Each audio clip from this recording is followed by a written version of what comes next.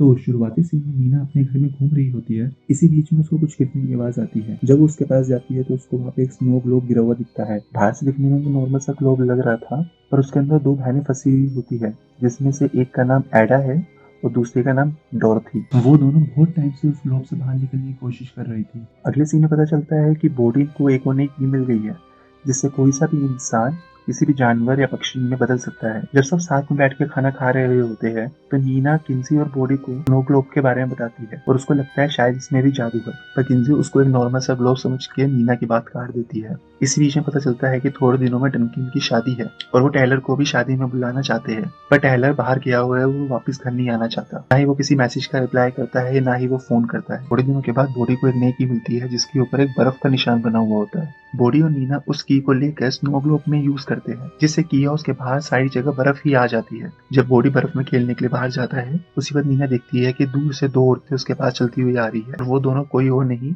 AD और डोरथी ही है। और वो दोनों की दोनों नीना पर हमला कर देती है और उससे स्नो ग्लोब की मांगती है। नीना जल्दी से भाग के स्नो ग्लोब से की को निकाल देती है, पर डोरथी नीना के हाथ से की छीन लेती है और दोनों बहन वहां से चली जाती है। इसी बीच में बॉडी उस ग्लोब में ही फंस जाता है। नीना जल्दी से केंजी को फोन करके सारी बात बताती है। केंजी घर वापस आती है और नीना के साथ दोनों बहनों को ढूंढने के लिए निकल जाती है।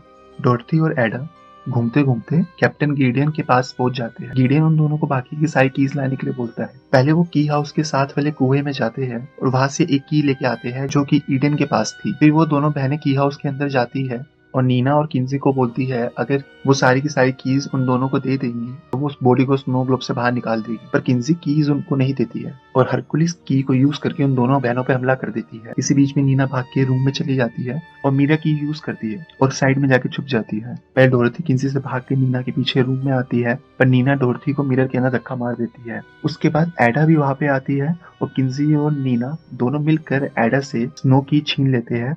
फिर उसको भी मिरर के अंदर धक्का मार के मिरर की को बाहर निकाल लेते हैं। फिर नीना स्नो की को यूज करके बॉडी को भी बचा लेती है। इसी बीच गिडियन की हाउस के बाहर खड़ा होकर सब कुछ देख रहा होता है। अगले सीन में टाइलर कंस्ट्रक्शन एरिया पे काम कर रहा होता है। उसके साथ उसकी एक दोस्त भी होती है जिसका नाम कार्ली है। वो दोनों रात में बियर पीने का प्लान बनाते हैं। रात में जब वो दोनों मिलते हैं तो टाइलर कार्ली को बताता है कि थोड़े दिनों में उसके अंकल डंकिन की शादी है, पर वो वहां जाना नहीं चाहता क्योंकि उसका वहां पे मन नहीं लगता। कार्ली उससे ज्यादा कुछ नहीं पूछती।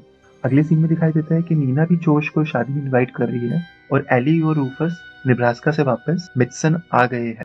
एली वापस नहीं आना चाहती थी, पर रूफस का आने का मन था, इसलिए उसको भी वापस आना पड़ा। बॉडी स्नो ग्लोब को भी कीज के साथ सेफ जगह पे रख देता है। किन्जी अपनी और बॉडी की फोटो खींच के टाइलर को भेजती है। अब टाइलर और काली वॉक करते हुए वापस अपने घर आ रहे होते हैं। इसी बीच टाइलर किन्जी की सेंड की हुई फोटो को देखता है और इमोशनल हो जाता है। अगले सीन में दिखाई देता है कि बॉडी ने एक डायरी बनाई है जिसके अंदर उसने सारी की सारी कीज के बारे में लिखा है और गिडियन एक जंगल में बैठ के कीज को देख रहा होता है और उसको पता चलता है कि कीज को एक साथ रखने पर दूसरी दुनिया और इंसानों की दुनिया के बीच में एक दरवाजा खोला जा सकता है, पर उसके लिए सारी की सारी कीज चाहिए।